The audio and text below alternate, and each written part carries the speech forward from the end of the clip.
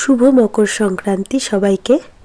আমাদের এই রোজকার ব্যস্ততার জীবনে জানি এখন সবাই মোটামুটি পিঠে পুলি এগুলো প্রায় ভুলে যাওয়ার দিকেই। আজকালকার জেনারেশন তো এগুলো খেতেও ভালোবাসে না, তবে আমরা এখনও অবধি এগুলো পছন্দ করি করতে এবং খেতে, দুটোই। খুব না হলেও অবশ্যই করি। কাজের চাপের বাইরেও গিয়ে একটা জগৎ, একটা উৎসব এগুলো রয়েই যায়।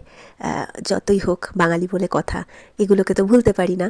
সেই বাঙালির উৎসব, বাঙালির এই চলে আসা পরম্পরার যে ছোট ছোট নিয়মগুলো, এগুলো কখনোই ভোলা সম্ভব নয়। আর আমার তো এখনও ঠাম্মা রয়েছে, ঠাকুমা রয়েছে, তাই সেটা আরোই পসিবল নয় ভোলা। তো যাই হোক, আজকে এই একটুখানি তোমাদের সাথে শেয়ার করলাম যে আমাদের বাড়িতে আজকে মোটামুটি এই পিঠেগুলো হচ্ছে। আর সবচেয়ে ভালো লাগার বিষয় হচ্ছে আমার ঠাম্মা এখনও দাঁড়িয়ে কিছুটা যতটুকু পেরেছে পিঠে বানানোর চেষ্টা করেছে। কাল থেকেই প্রিপারেশন শুরু করেছে, কিন্তু আজকে আমাদের যেটা সাজের পিঠে, চিতই পিঠে যেটা আর কি বলে, মাটির সরাই করে, সেটা দিয়েই আমাদের পিঠে শুরু হয়।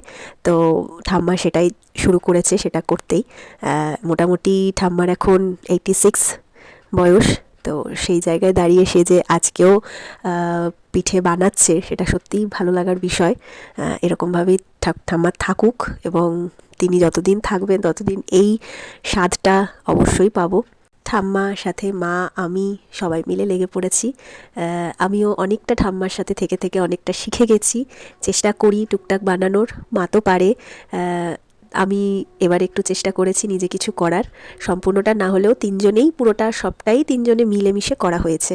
তো কারোর পক্ষে একা আজকের দিনে দাঁড়িয়ে সত্যি সম্ভব নয় এত হুজ্জুতি করা, তাও চেষ্টা করা হয়েছে।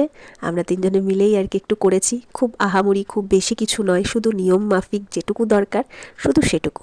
সবাইকে মকর সংক্রান্তির অনেক শুভেচ্ছা। খুব ভালো থেকো, পিঠে পুলি মিষ্টি মুখে সবাই খুব ভালো থেকো।